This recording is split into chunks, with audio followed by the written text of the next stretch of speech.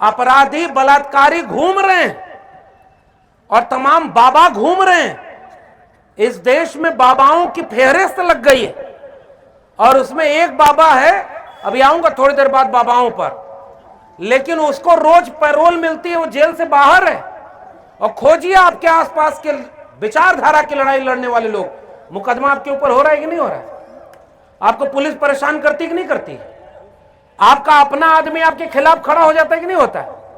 यही कार्यक्रम हो रहा है। इस कार्यक्रम को अगर राजनीतिक रंग दे दिया जाता तो मान लीजिए जिस पार्टी का कार्यक्रम होता उसी में से दूसरा आदमी उस पार्टी का विरोध करता। भीड़ नहीं थी, बेकार है, फ्लॉप हो गया, कोई मजा ही नहीं उस कार्यक्रम में, अपना ही आदमी सबसे पहले विरोध करता है। तो वैचारिक काम में इतना मुश्किल अगर है तो कल्पना करिए कि उस वैचारिक काम का तरीका भी हमें बदलना होगा कि नहीं होगा।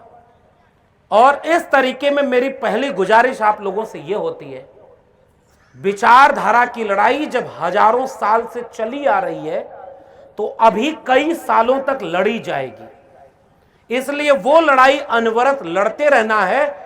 जितने नौजवान यहां पर आए हुए हैं, जितने जोश में उत्साह में लोग आए हुए हैं, आप हमें सुनने आए हैं तो मेरे भाषण देने का एक तरीका यह हो सकता है कि मैं अपना ज्ञान बघार दूं कि मैंने इतनी किताब पढ़ी, मैं रविदास जी पर इतनी बातें बोलूं, बाबा साहब पर बोलूं, कांशीराम पर बोलूं, लोहिया पर बोलूं, और आपको भी लगे कि बड़ा विद्वान आदमी है, एकदम बात करके गया। उसका फायदा क्या होगा?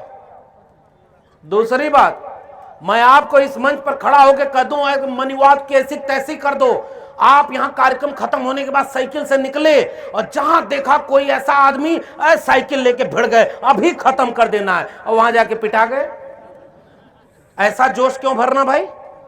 कि आपको अगर कोई सुन रहा है तो उसे दिशा दिखाना हमारा काम है, केवल और केवल इतना काम हमारा है, क्योंकि विचारधारा दिखाने का काम हमारे तमाम पुरखों ने कर दिया, जिसका बैनर पोस्टर पर फोटो लगा हुआ है। ये जो विचारधारा की लड़ाई की लकीर खींच गए हैं, हम उसी विचार को पढ़ करके आपके बीच में खड़े। लेकिन हम एक गुजारिश करेंगे, तरीका क्या होना चाहिए। इसलिए मैं तमाम नौजवान साथियों को कह रहा हूं, लड़ाई बहुत लंबी और बड़ी लड़ाई है, हजारों साल के शोषण और अन्याय के खिलाफ ये लड़ाई है।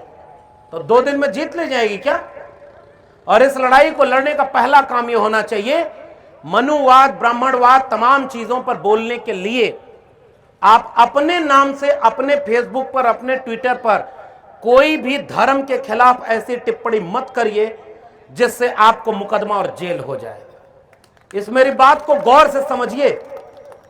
आपको अगर किसी भी वैचारिक बात को कहना है तो लिखिए कि जैसे बाल काटना नाई का धर्म नहीं धंधा है, जैसे कपड़े का काम करना धोबी का धर्म नहीं धंधा है, जैसे लकड़ी का काम करना बढ़ई का धर्म नहीं धंधा है, जैसे लोहे का काम करना लोहार का धर्म नहीं धंधा है, वैसे ही दान दक्षिणा के नाम पर पाखंड फैलाना उनका धर्म नहीं धंधा है। लेकिन नीचे लिखिए, ये बात मैं नहीं कह रहा, ज्योतिबा फूले अपनी गुलामगिरी किताब में लिख रहे हैं।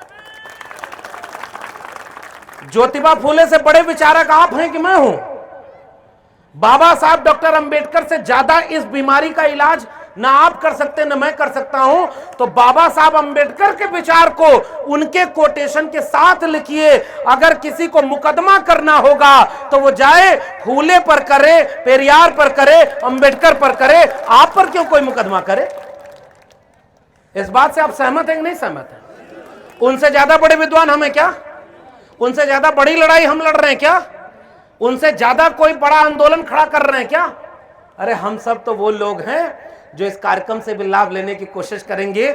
हमारी भी वीडियो इतने लोग बना रहे हैं, बड़ा लोग देखेंगे, तारीफ करेंगे, हमको भी अच्छा लगेगा। लेकिन इससे कोई बड़ी लड़ाई तुरंत पूरी हो जाएगी क्या इस कार्यक्रम के बाद?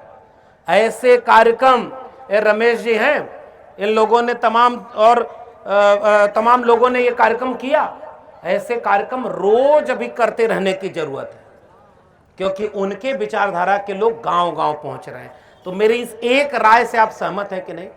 गांव में आपको बचाने कोई नहीं आएगा। आपके ऊपर मुकदमा हो जाए, कितने वकील आपके समाज के हैं जो इतनी क्षमता रखते हैं कि हाई कोर्ट और सुप्रीम कोर्ट तक आपका मुकदमा लड़ेंगे?